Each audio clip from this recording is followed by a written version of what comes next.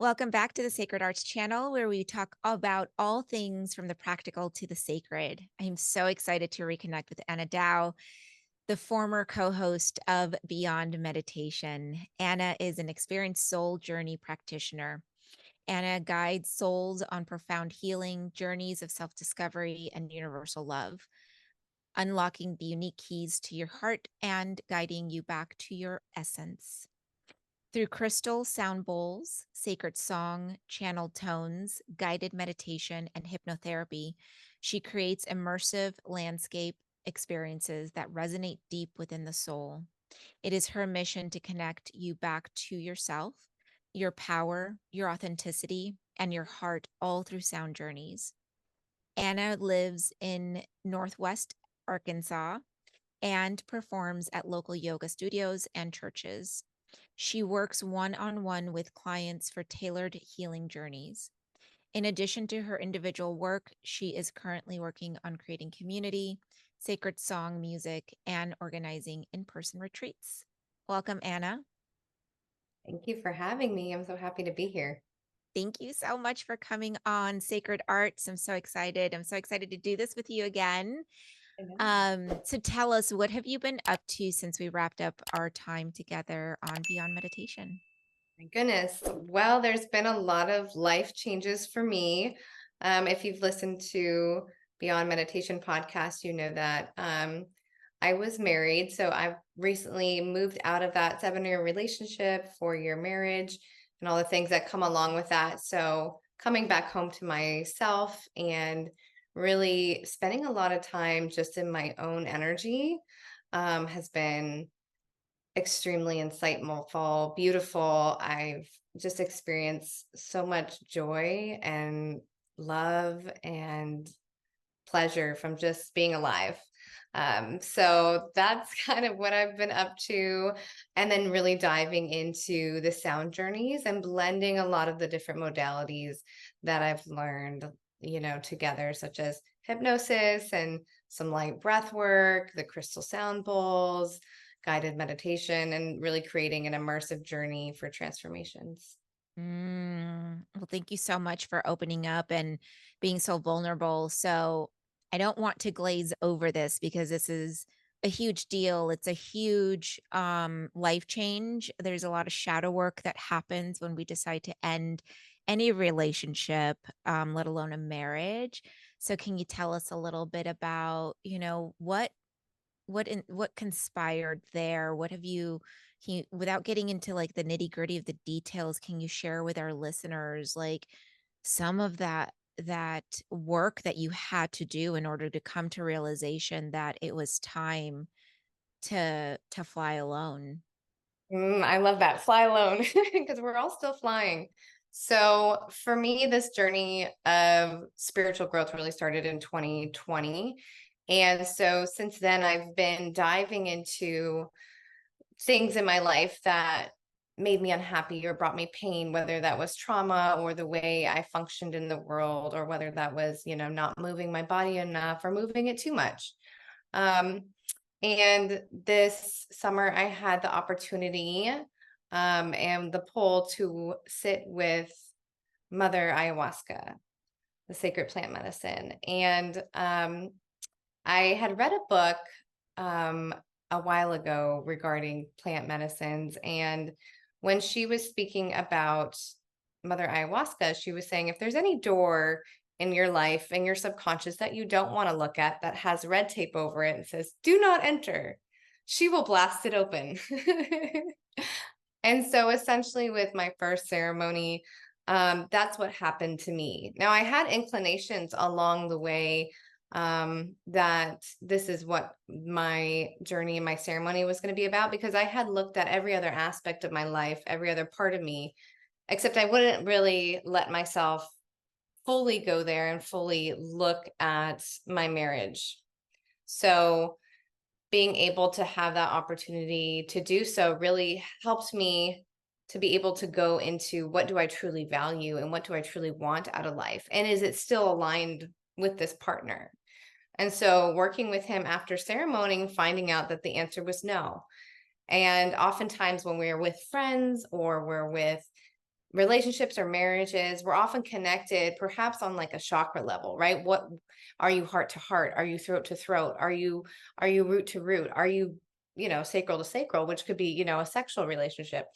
For me, I was really finding I wasn't even aligned to him on any level.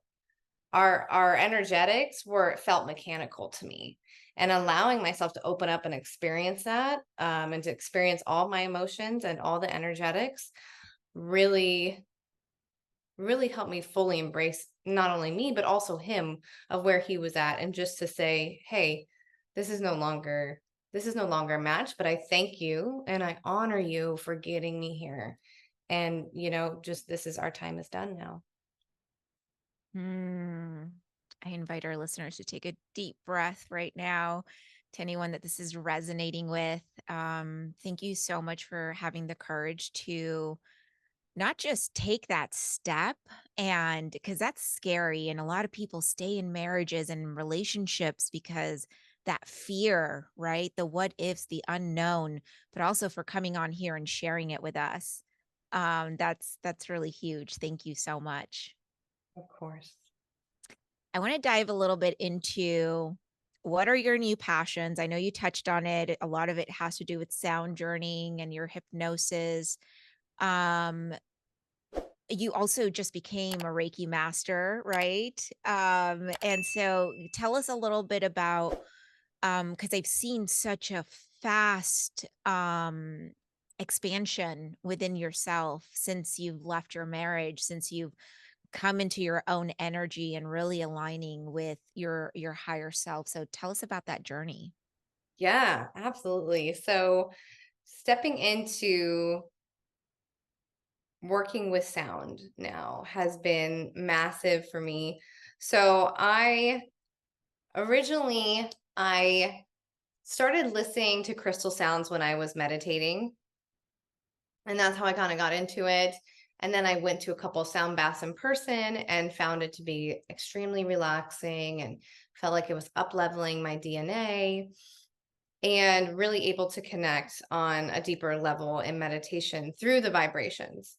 So I had this pull last year to buy my own set of crystal sound bowls.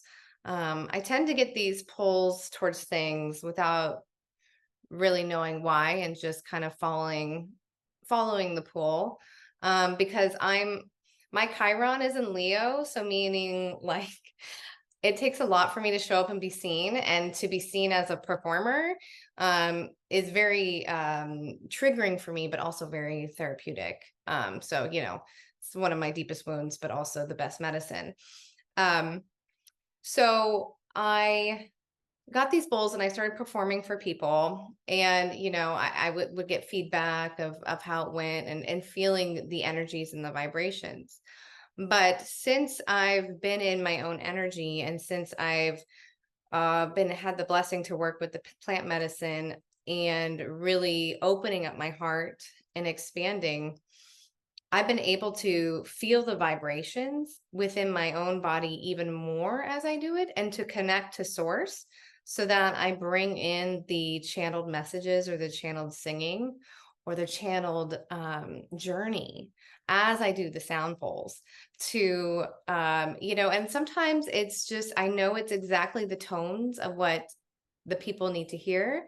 And I might not even know necessarily the details, but really amplifying the energy is what I'm doing, and then pushing it out into the group, to really, just move the energy. With Reiki, that's what you're doing. You're bringing it in, you're channeling the energy out in order to bring the healing. So it's just so many things of using the energy with the vibrations, because the crystals, they're alive. Mhm. They have a life, they have a vibration, they have a sound, they have a smell, they have they speak. So being able to allow them to speak to you in order to bring healing is just really what I've been up to recently. Mm. I mean, this is so powerful. I had the honor to experience your Sacred Flame guided sound bath, and it was just one of the most powerful things that I've experienced. Even after you left for days, I could not get the imagery. It was very deep. It felt a lot like receiving a healing, like when I'm receiving an alignment or when I'm receiving a Reiki energy healing, but it, like you said, it hits very different. It's doing the same things but through a different wavelength, and it was, you guys, I if you're in Northwest Arkansas, look Anna up because it is incredible. So yeah, I would like to hear from you what's the most profound experience or transformation you've witnessed through the bowl healing. Mm. You know, sometimes it's interesting for me because when I stop playing in group settings, everyone just tends to stare back at me for a few moments, for a few minutes. And so I often think, oh my gosh, how did this go? Did it go good? It seemed like it was going well. um, but what I've realized, it just shows the depth of how much people go. And I recently did one in person, and a friend of mine went, we had done it was cacao with sound. So there was cacao, which was beautiful. And she went so deep that she said her whole body became every vibration I was playing.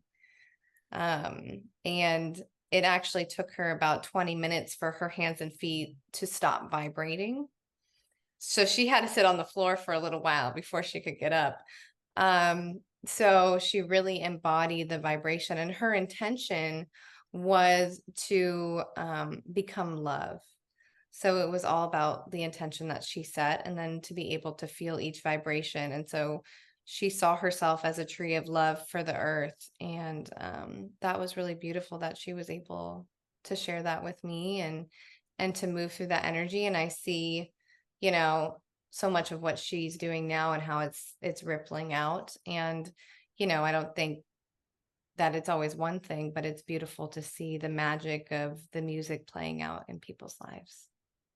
Mhm. Yeah. Yeah, that's beautiful. It's funny because as you were describing, that moment when people are looking back at you, I think they're just probably in awe and shock. Like, did I actually experience that? They're probably trying to like collect themselves. And then again, it's like a reminder of like just surrendering and trusting that the process, happened and that everybody received exactly what they needed. People will connect with me after and tell me about their experiences weeks later, which is Oh, so interesting and so beautiful. I had a friend stop by, and he had been to one of my samples last week, and he told me, that he went to the void. He went to the empty space during my samples, and how he was able to become more love in that space. And then another woman shared with me that she had an issue with one of her ribs, I believe. And after one of my sound bowls, she felt it kind of like pop back into place. And then she went into the bath and she went through her chakras and felt all the wounds that she was holding in each area that were affecting her rib. And then from there, she went to the chiropractor, which was good the next day, but she said it has not bothered her since that event. incredible. Oh, Yeah. I believe it. Oh, that's incredible. Really good stuff. So you mentioned Mother Ayahuasca a little bit ago. Can you share what motivated you to explore that path? I will tell you that I feel like I kind of got dragged a little bit kicking and screaming. It tends to be my path. I don't know about kicking and screaming, but I tend to feel these immense pulls, and I also feel fear, which I mean, I think is valid in these cases because Mother Ayahuasca is one of the most powerful, if not the most powerful plant medicine, in my opinion. Um, and from what I've studied and read. But she had been calling to me for about 2 years, and I can't remember when I first heard about ayahuasca, but it would come up in things that I would see. It would come up in podcasts. It would come up in stories. And like I said, I've read books about the different plant medicines. I've read about psilocybin and all the other ones, but she resonated with me on a deep level, on a deep, deep level. And I had two different invitations, two different opportunities that came up this year. And so I took that as a sign of like, okay, there's not just one, but there's two opportunities to go. And so really saying yes, even though, I was nervous, but absolutely, without a doubt, no regrets, and beyond blessed that she chose me to walk that path with her. Without divulging too much personal detail, can you share some insights or realizations that emerged from your journey? I'd love to. So I've sat in 3 ceremonies, and my first intention was to remove old systems in order to embody love. I felt like I was kind of stuck in my spiritual path. I felt like I was stuck in embodying love. And originally I wanted to know more about the soul, but as I reflected on it, it really came to the understanding, if you understand love, you understand the soul, because the soul is love. And so really embodying that was something that, was my intention. Um, and so um, I had an idea from the second I stepped onto the sacred space. Before I even saw anyone, I felt this vortex and this energy that I had never felt before in my life. And I will never forget that moment, because it was a moment my life shifted. And I remember saying goodbye to my old house and my ex-husband and my dog. And I thought, this is very strange how I'm saying goodbye to them, because it's like closing an end of a chapter. And of course that took time to unfold, but really stepping into that space. And thankfully it was a very safe space, and I'm very lucky and blessed for that. But the first ceremony was about me actually surrendering to what it was that was actually blocking me, which was, I was taken to the void when I surrendered. And the void to me was a space of like a womb. It's dark, it's warm, but you can feel it. There's a texture. Um, and I allowed myself to finally see my marriage. And I often joke with people that Mother Ayahuasca body slammed me to the ground when I finally surrendered to her. And she showed me on my wedding day, actually. And she showed me, and she said, "Remember when you felt nothing?" Mm. And Ooh, I got chills. she said, "Yeah, remember when you felt nothing, because it's true." And you can't lie to Mother Ayahuasca. Not that I wanted to. And I sobbed, because I know the depth of love that I can go to. I know what I am capable of, and I know how deeply I can love. And I knew the choices along the way of why I chose this person. And it was because my heart had been cut off from somebody else a long time ago. And I knew that was things I had figured out even before leading up to ceremony, which was a blessing in itself. And I had worked through healing an old past relationship with an ex-boyfriend, where I had made a vow to him that I would never love somebody like that again. Those were the last words I said to him. Some intense stuff. And I had moved through a lot of that energy. And so I was in this tender place of taking back and reclaiming my heart and reclaiming the love that I can give, and having somebody who can fully receive that. And while I appreciate everything that my ex-husband brought and where he got me, we just got to the point where, I knew, and I saw, and I felt every place of where we had outgrown each other, where I was playing not the role of an equal, but perhaps the role of more of a mother, where I felt like a needy energy. Um, and so, and then I was able and I was blessed enough to be shown also, in the other hand, the depth of love that I could go.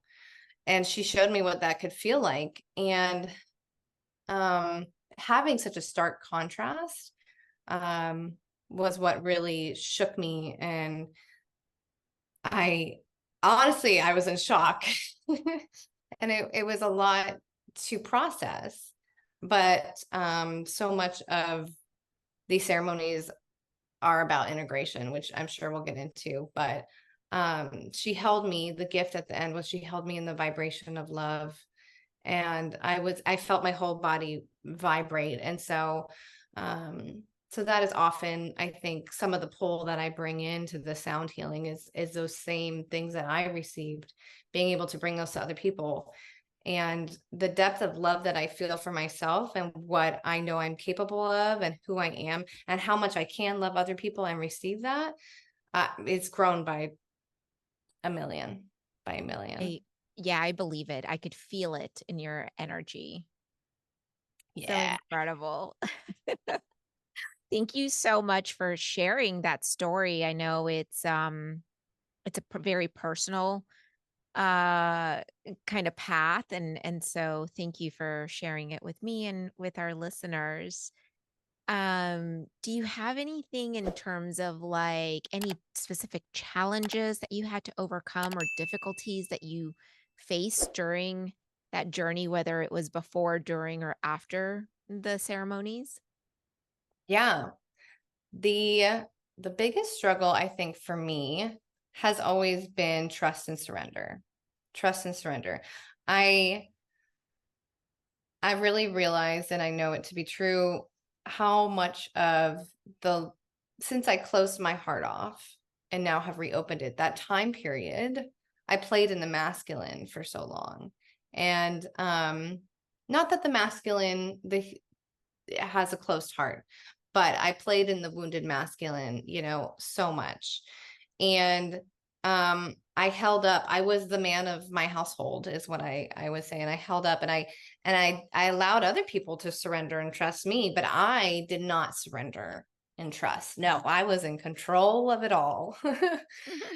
And so each ceremony is about trust and surrender, because you just have to trust what you're shown and surrender to the experience.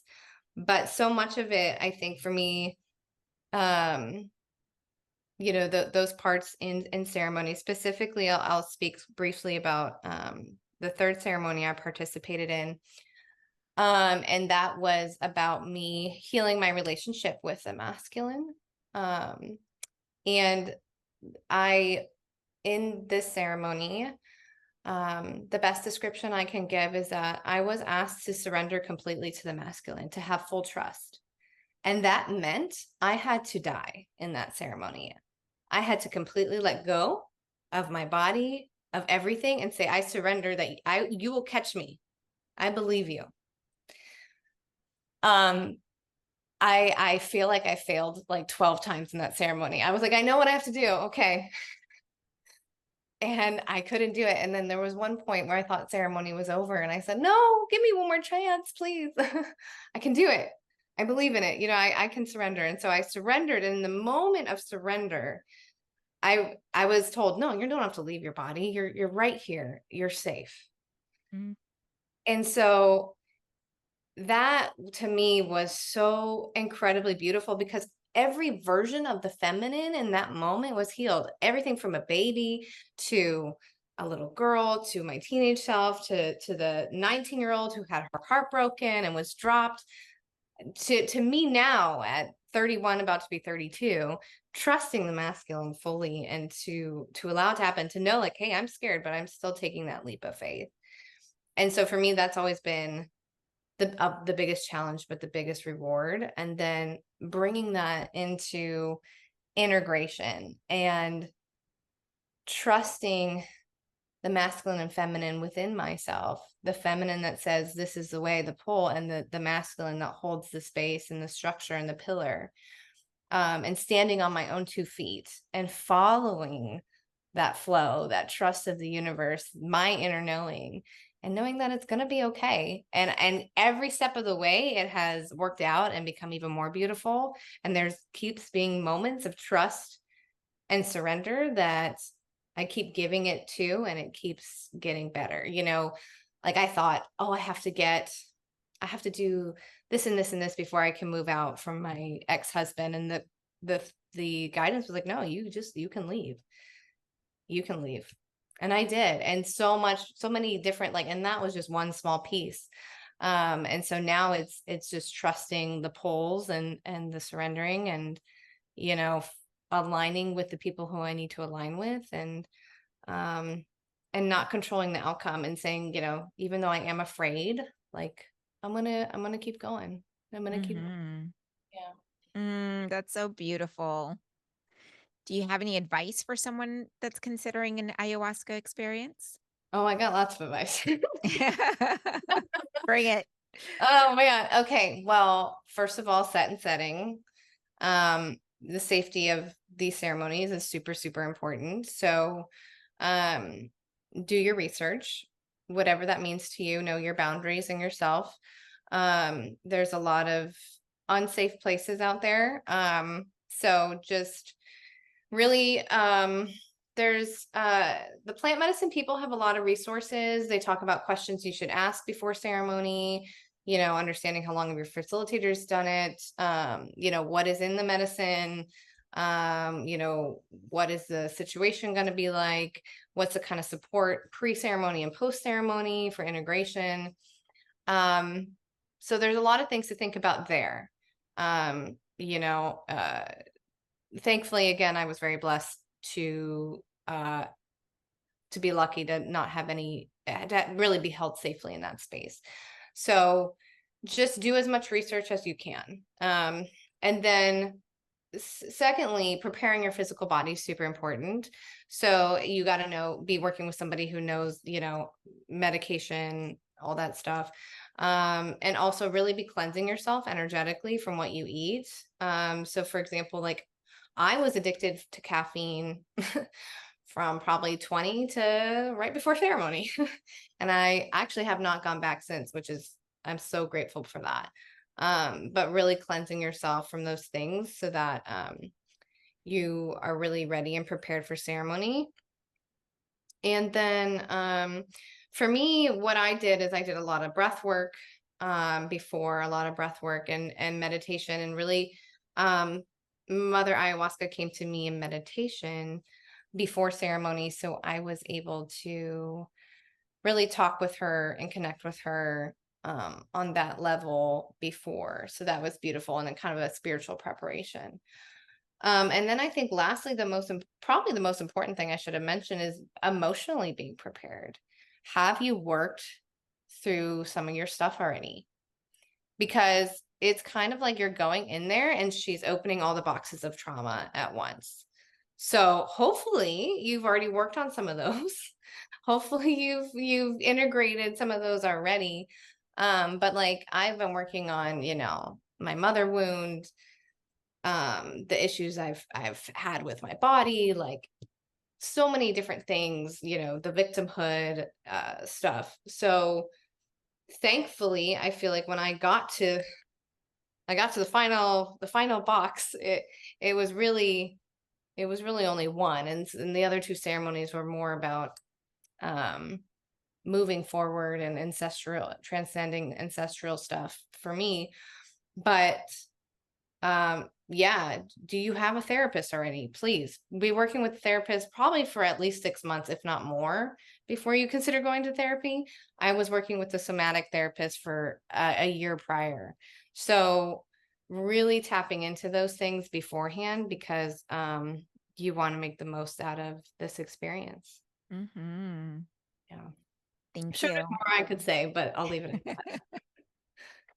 Do you see any parallels between your work in sound bowl healing and your ayahuasca experience? Yeah. Yes. Yeah.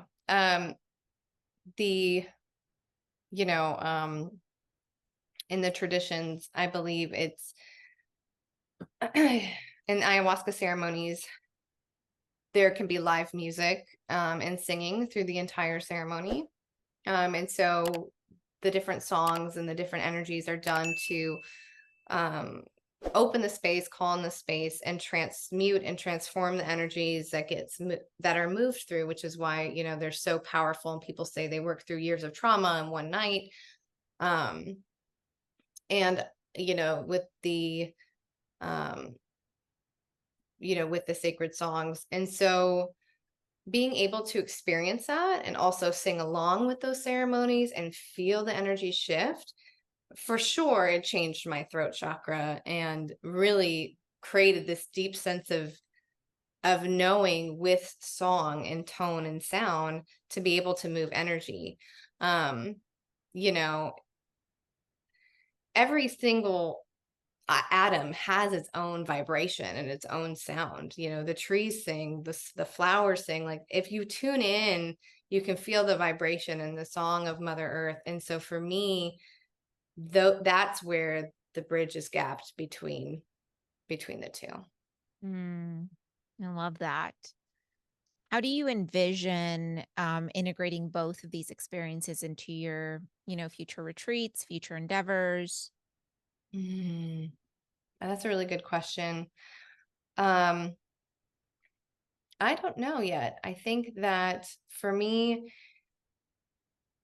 some of the things that I've been shown by Mother Ayahuasca is she would love for me to create journeys and meditations for people to meet her without even taking the medicine. So that's something I'm working on. And following her guidance, um, as one of my spirit guides now into creating these journeys.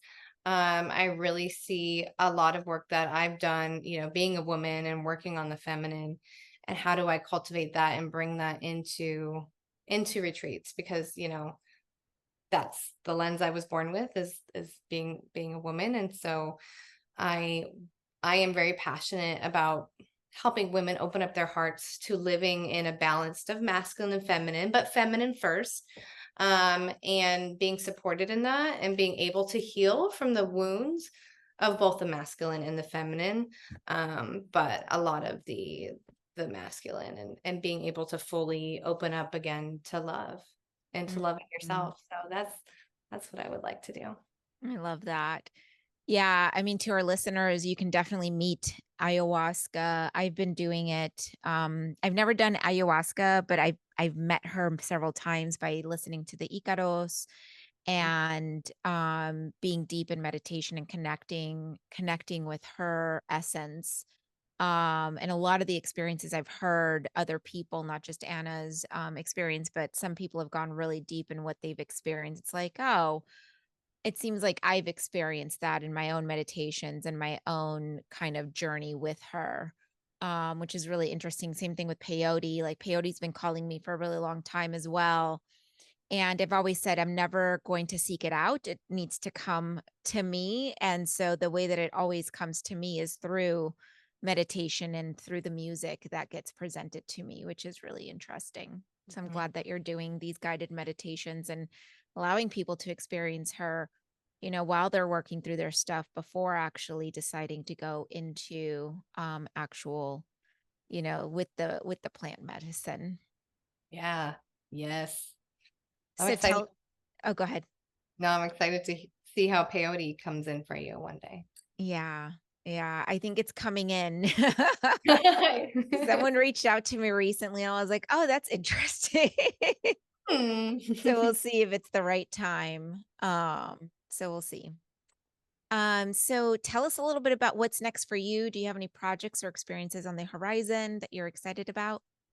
Yeah. So just stepping even more deeply into this performance work, really channeling it more fully. The fall and winter, especially the fall, are always really big for me, being a Scorpio. Um, and I think a lot of closing out has happened with this big we're recording it the day after the eclipse, which was really potent for me. So I feel like it's to really embody this even more and to show up even more is what's coming up, and planning some partnerships with some upcoming workshops. I'm very excited for that. And then I have a good friend here, and she and I have done channeled singing together, to where when we sing, we're on the same note and the same frequency. And it's so beautiful. So she's really good with editing, and she's been into YouTube. And so we're looking at possibly creating some sacred song music, and seeing, okay, if we're setting the intention for healing around the heart, what kind of song comes through? Can we record that, produce that, and put that out? That's something that I'm really excited about. And then there is a book at some point I'm going to write, and I know that I'm going to start working on that this fall/winter. So I know next year is going to be real busy for me. So I'm just so excited for all the things coming in.